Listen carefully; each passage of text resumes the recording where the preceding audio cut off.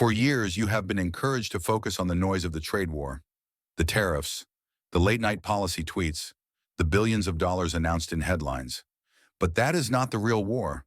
The real war, the conflict that will define the 21st century, is being fought in silence.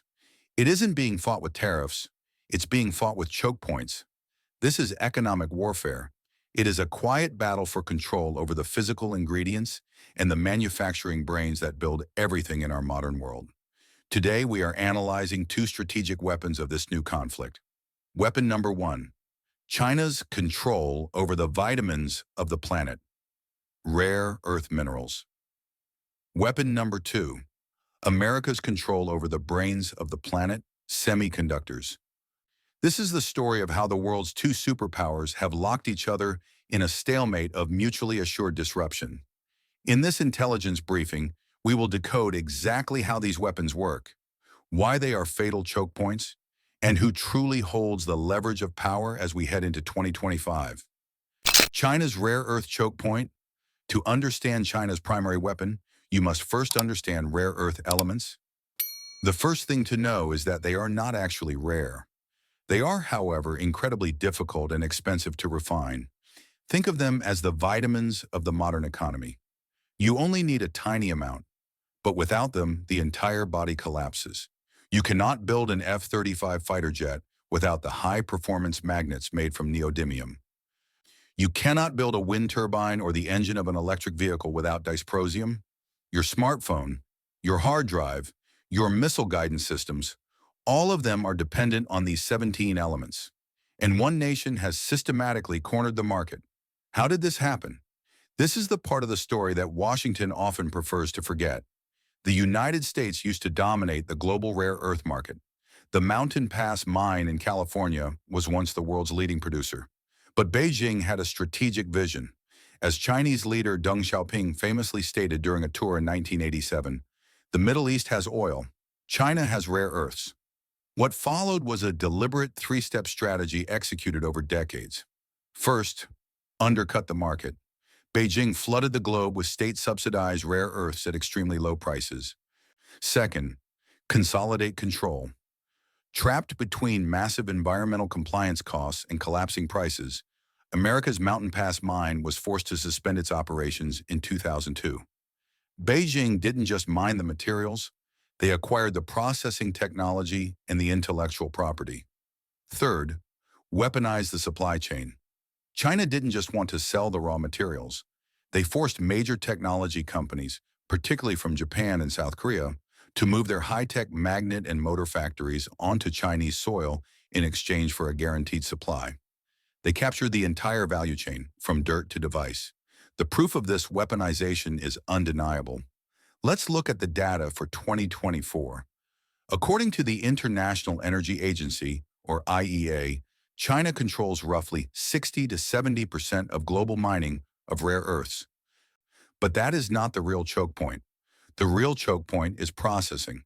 Beijing controls 91% of the world's capacity to refine rare earths into usable materials. This gives them a monopoly, and they have proven they are willing to use it. In 2010, following a territorial dispute, Beijing halted all rare earth shipments to Japan. The move sent shockwaves through the global technology industry and proved this was no longer a theoretical threat. It was an active weapon. More recently, in August of 2023, Beijing imposed export restrictions on gallium and germanium. These are two critical minerals essential for making advanced semiconductors. This was not a random act. It was a direct warning shot, a precise retaliation in the escalating U.S.-China tech war. As of April 2025, Chinese regulators have announced new, tighter export controls, further securing their grip on this vital choke point. The dependency is now critical.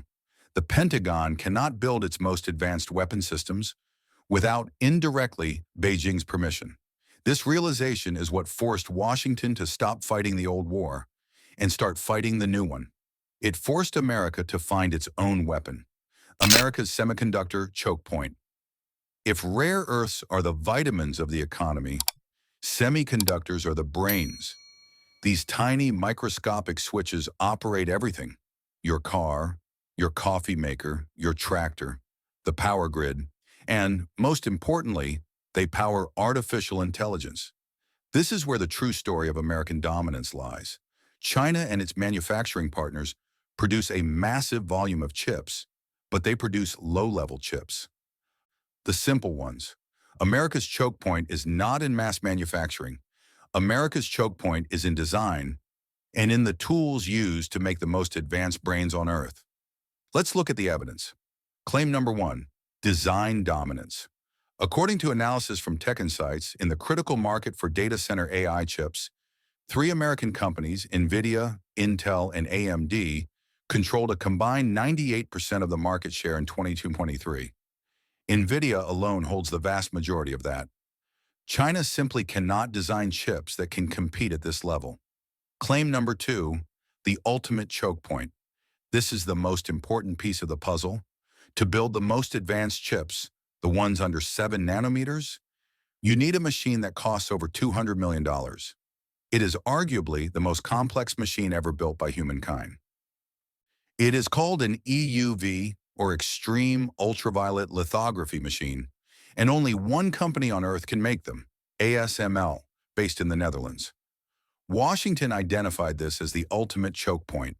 For years, the U.S. government has successfully pressured the Dutch government to ban ASML from selling these critical EUV machines to any Chinese company.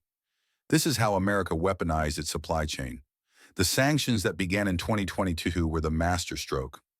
On October 7, 2022, the U.S. Commerce Department didn't just ban the sale of advanced chips to China, it did something far more devastating. It banned U.S. persons, meaning American citizens and green card holders, from supporting the development or production of advanced chips at specific fabs in China.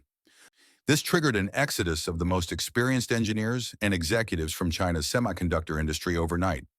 The impact was immediate. Look at Huawei. Once a global giant poised to overtake Apple, its smartphone division was nearly annihilated. It was cut off from the brains it needed to compete.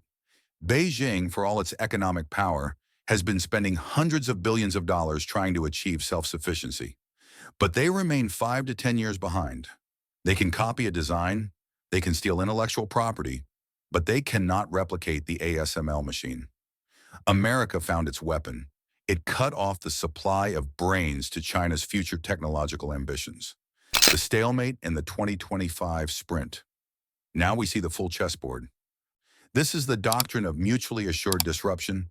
Look at the sequence of events. Washington acts. It weaponizes the semiconductor supply chain, banning U.S. persons and blocking ASML machines. Beijing retaliates. It immediately weaponizes the mineral supply chain, restricting the export of gallium and germanium needed to make those very chips. It is a perfect stalemate. America cannot build its F-35s without China's rare earth magnets. China cannot build its advanced AI data centers without America's chip designs. This is the new Cold War.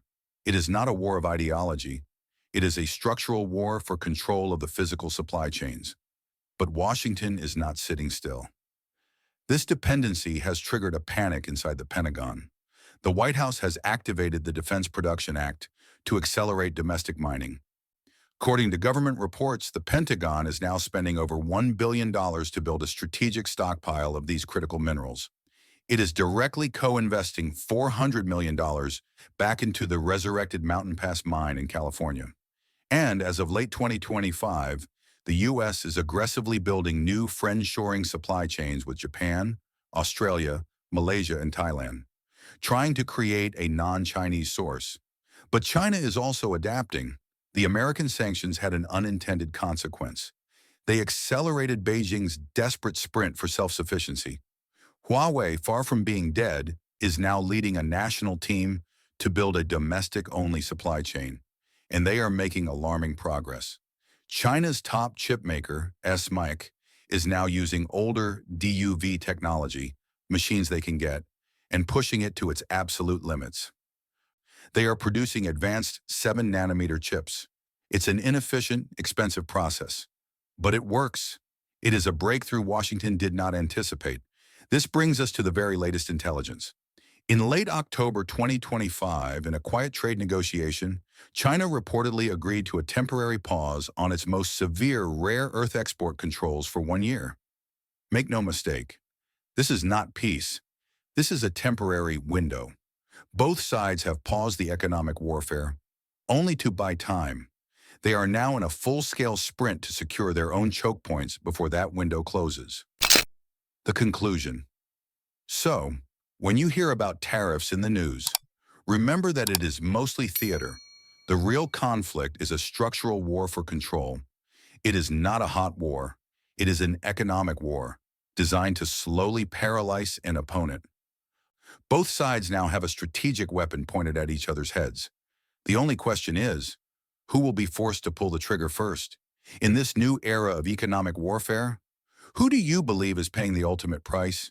The corporations, the governments, or the people? Let us know your thoughts in the comments below.